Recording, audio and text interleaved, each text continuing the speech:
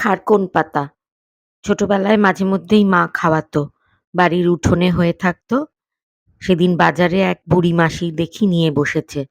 নিয়ে এলাম, ভালো করে কেটে বেছে ধুয়ে পরিষ্কার করে কড়াইতে একটু কালো জিরে, শুকনো লঙ্কা, ১ কোয়া রসুন, একটু আদা দিয়ে পাতাগুলো ভালো করে নাড়িয়ে ছাড়িয়ে নিলাম।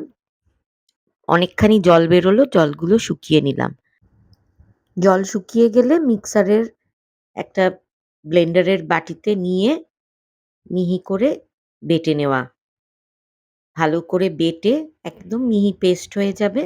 ভালো করে বেটে নিয়ে কড়াইতে সামান্য একটু সর্ষের তেল, কয়েক দানা কালো জিরে ফোড়ন দিয়ে তার মধ্যে বাটাটা নেড়েচেড়ে একটু ভেজে নেওয়া। ব্যাস তৈরি হয়ে গেল কাঁচা সর্ষের তেল দিয়ে গরম ভাতে দারুণ খেতে।